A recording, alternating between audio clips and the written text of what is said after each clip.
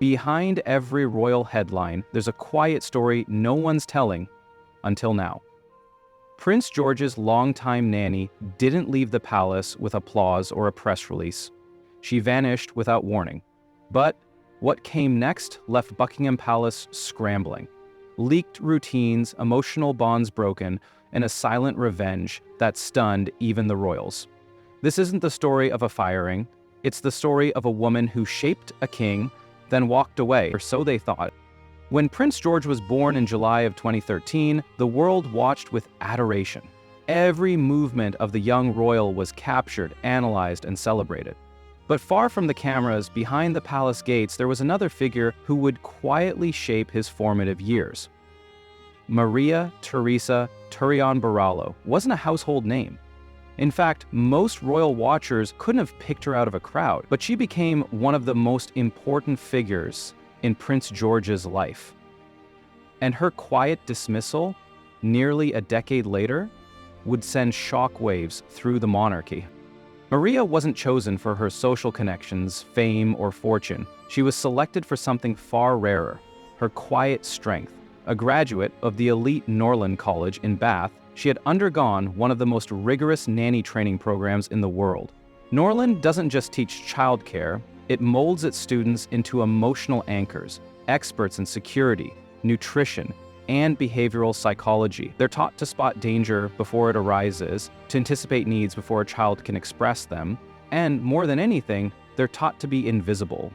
When William and Catherine welcomed George into their lives, they needed someone they could trust, not just with their son's safety, but with his soul.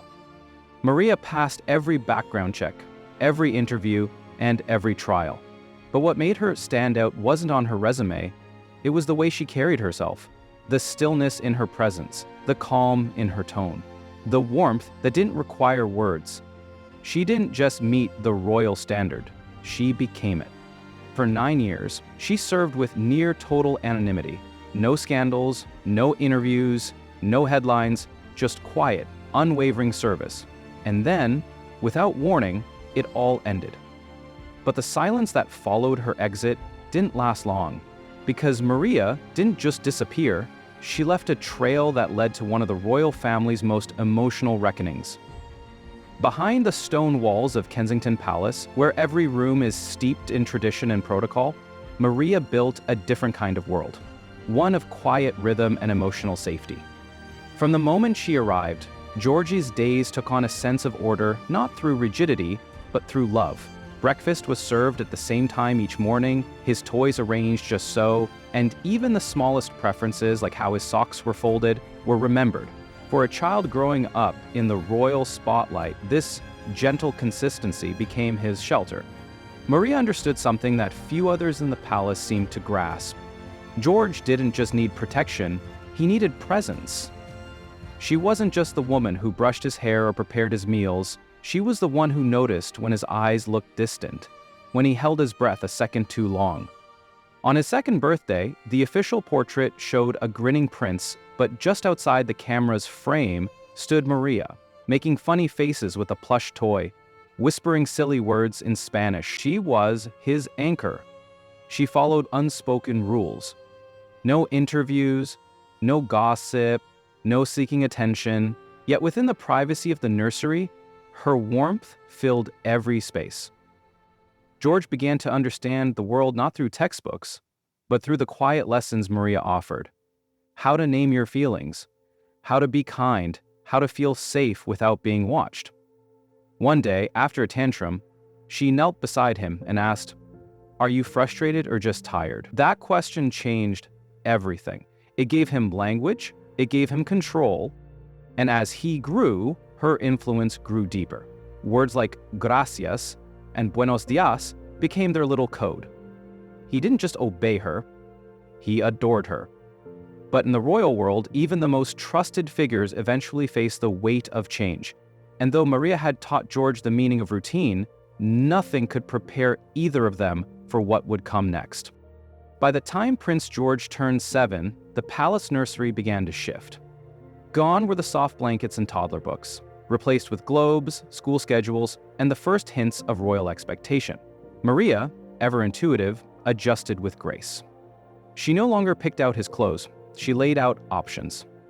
She didn't hold his hand into a room. She walked beside him. It was subtle, but it was happening. George was finding his voice, his preferences, his independence, and Maria let him. That was always her magic. But while the boy matured, palace dynamics began shifting in ways she couldn't control. More advisors, more structure, more closed-door meetings. Maria was no longer in the center of George's world. She was orbiting it. Yet even as her role quieted, her care never faltered.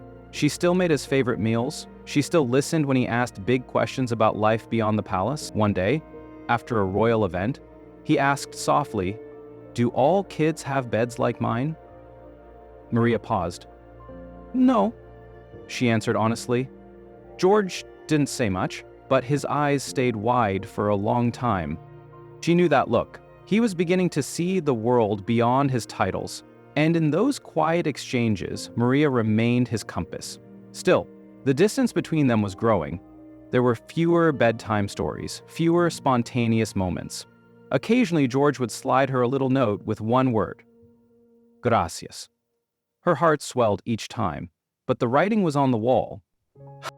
Behind the scenes, decisions were forming. She had seen it happen with other staff roles. Quietly reduced, duties shifted, until the goodbye becomes inevitable. Maria had prepared for this moment for years, but that didn't make it any easier.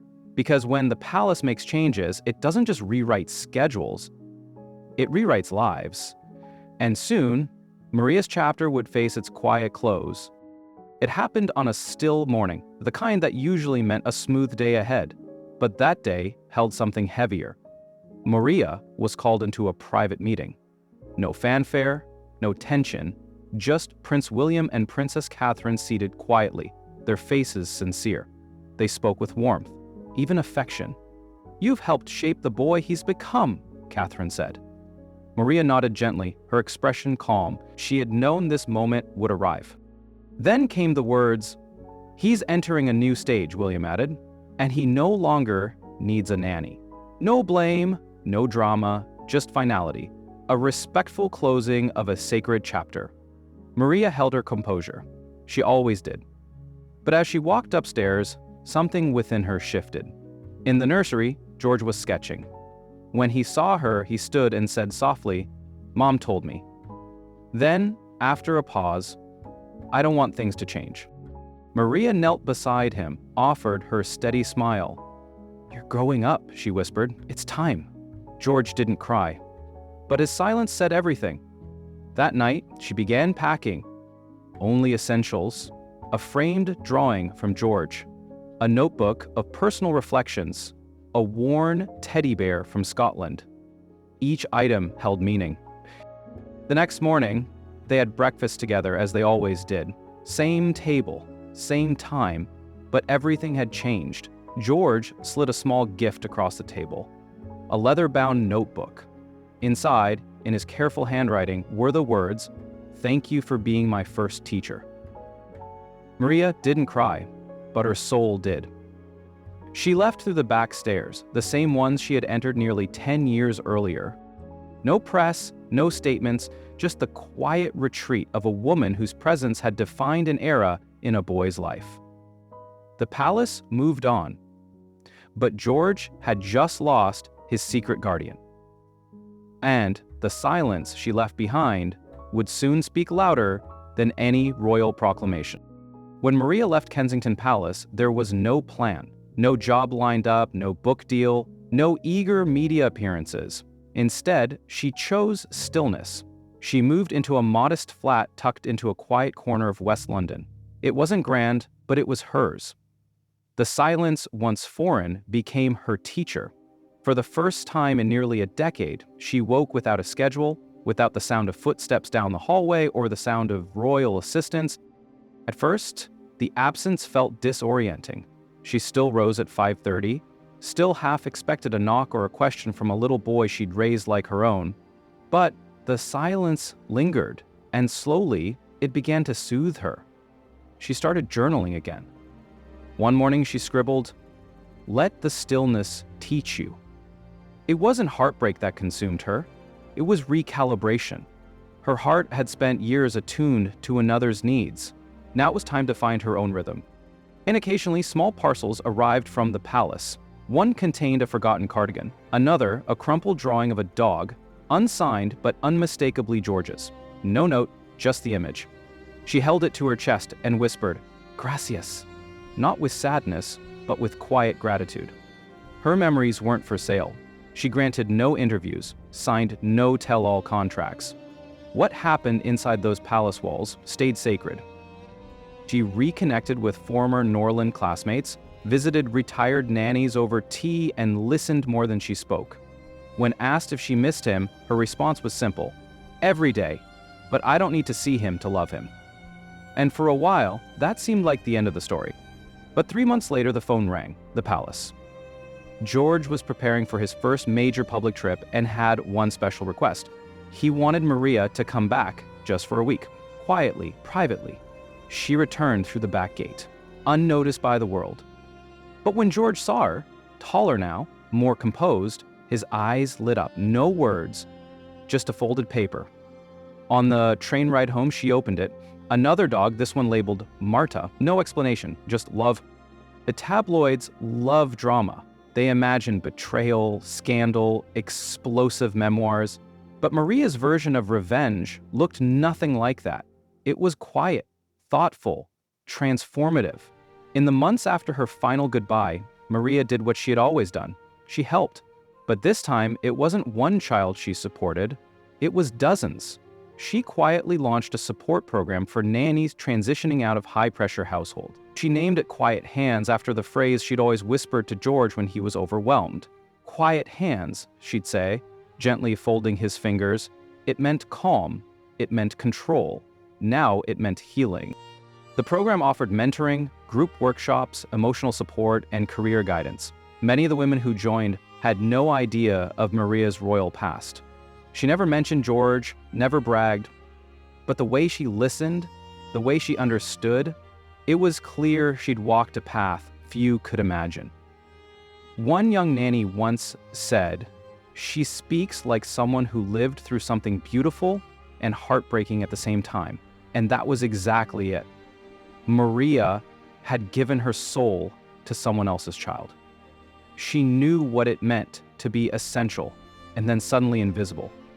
Her support group wasn't about bitterness, it was about building a soft landing for others. This was her quiet power, not rage, not revenge, but creation. She wasn't trying to hurt the palace or leak secrets, she was planting seeds for a kinder, more compassionate world. Starting with the caregivers who were too often forgotten. Her legacy was unfolding far from the cameras, but its impact would ripple wider than any tabloid scandal. And as her program grew, so did her peace.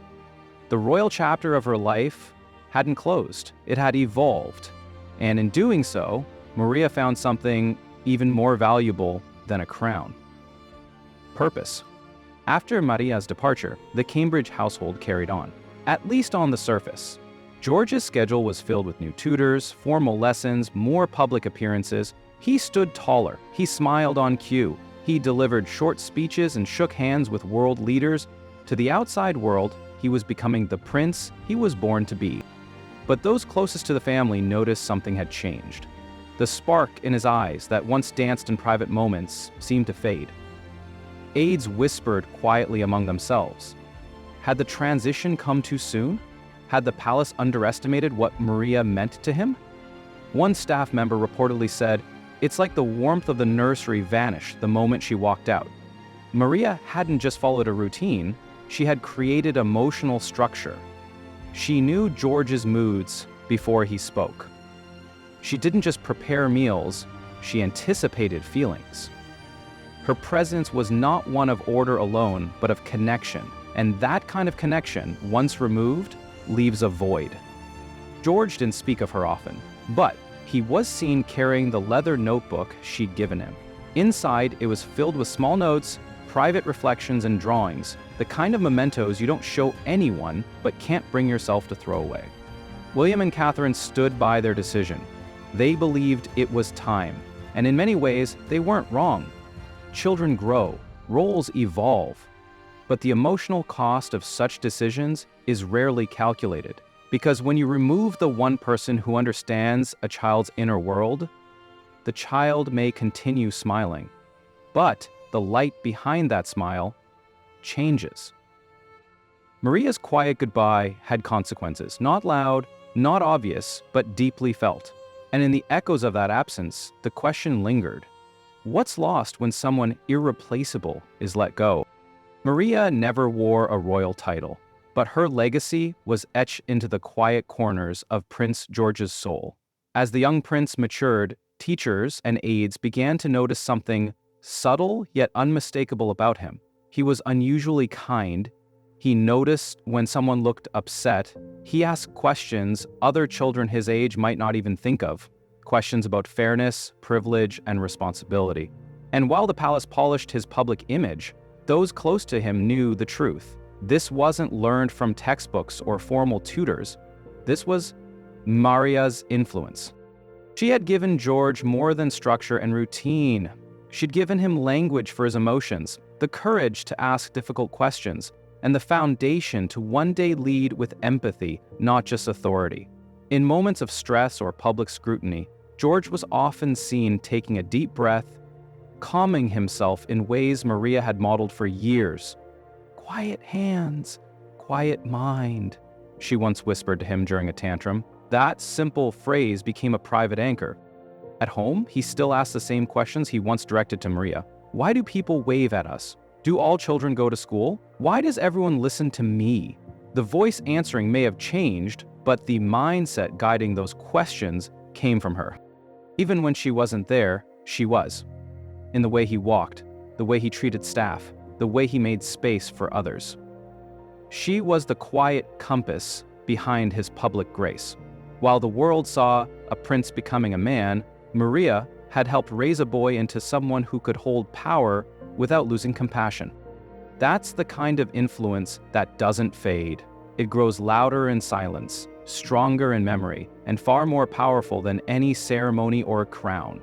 Because while kings are trained to rule, Maria helped raise one who could also feel.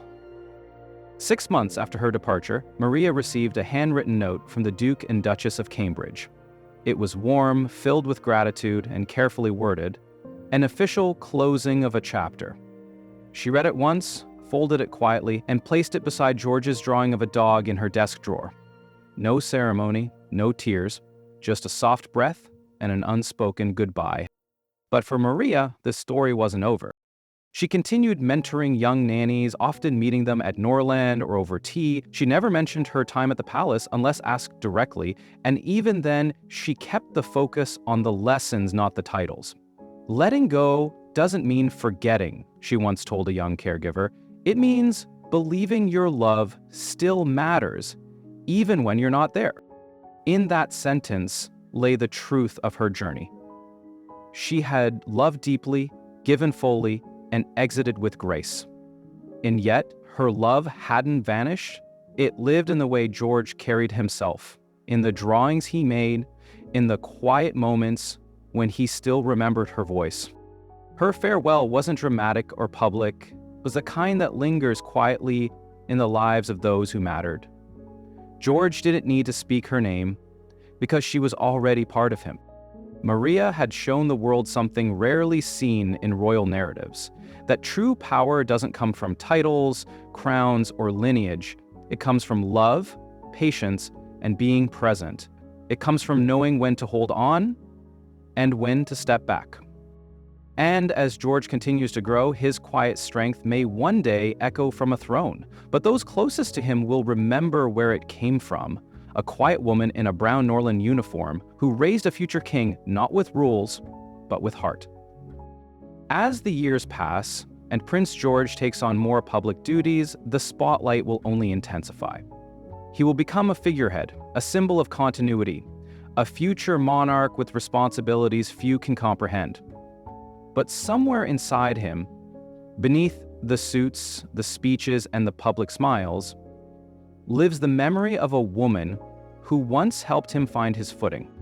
Maria Teresa Turrión Borrallo may never appear in royal portraits or wave from palace balconies. She may never be mentioned in documentaries or praised in royal biographies, but her fingerprints remain in George's gestures, in his empathy, in the quiet way he pauses to notice others. These are not lessons taught by protocol. They are learned through love. Maria showed that service can be silent and still change everything. She didn't fight for recognition. She didn't seek revenge. Her influence is her legacy. And for George, that legacy will likely be felt in the way he eventually raises his own children, in the way he leads, and in the moments when he must decide between tradition and compassion. The final gift she gave him wasn't a notebook, a drawing, or even a farewell. It was a lens, a way of seeing the world with softness, even when everything around you demands strength. And perhaps that is the most royal thing of all. So what do you think? Did the palace underestimate the power of her role in George's life? Or did Maria leave exactly when she was meant to so her love could live on, unshaken in silence? Let us know your thoughts in the comments, and don't forget to subscribe for more stories that go beyond the headlines.